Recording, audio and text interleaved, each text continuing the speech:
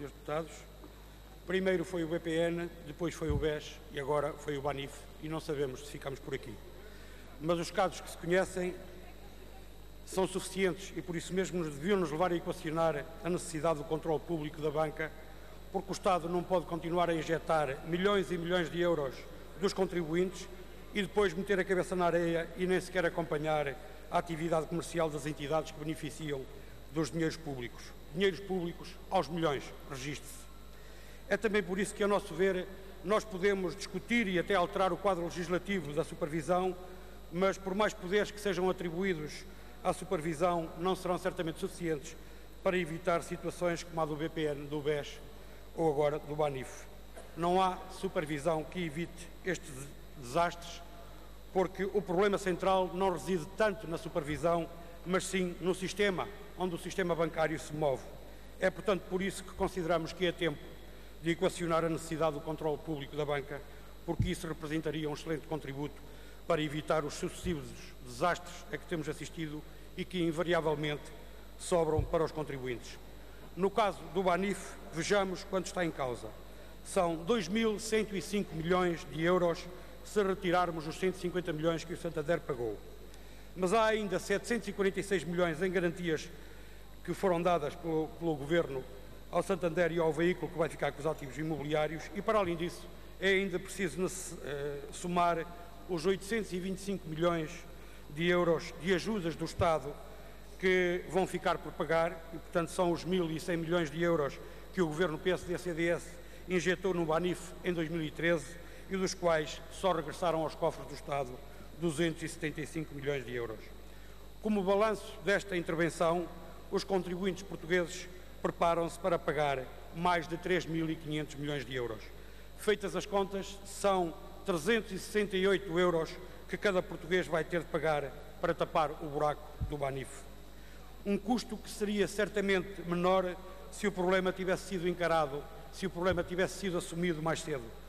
E se o problema do BANIF não foi assumido mais cedo, a responsabilidade só tem uma paternidade. Foi o governo anterior, do PSD e do CDS. Da parte dos verdes, percebendo as circunstâncias e a urgência com que o atual governo teve de enfrentar um problema que o anterior governo PSD-CDS foi adiando irresponsavelmente, como quem varre os problemas para debaixo do tapete, com o propósito, claro, de criar a ilusão de uma saída limpa, porque foi exatamente isso que o governo PSD-CDS fez. Adiou o problema do BANIF para não perturbar a saída limpa do programa de assistência, e não adianta nada dizer que não, porque isto está expresso na troca de correspondência entre a Comissão Europeia e o governo PSD-CDS. Estávamos em dezembro de 2014, estávamos, portanto, há mais de um ano. Ou seja, o governo anterior varreu o problema do BANIF para debaixo do tapete para enganar os portugueses, criando a ilusão da tal saída limpa. Como dizia, percebendo as circunstâncias e a urgência do atual governo, ainda assim, os verdes não podem alinhar ou não podem alimentar soluções que infelizmente começam a fazer escola e que têm por base a ideia de que enquanto os bancos dão lucro, os seus acionistas dividem os lucros entre si, ninguém os ouve e em silêncio repartem o bolo. Mas quando os bancos dão prejuízos, o governo chama os contribuintes para pagar a fatura da irresponsabilidade dos banqueiros. Ora, isto é de uma injustiça absolutamente cruel. E tal como fizemos nos casos do BPN e do BES, os verdes não aceitam que tenham de ser os contribuintes a pagar a irresponsabilidade dos outros.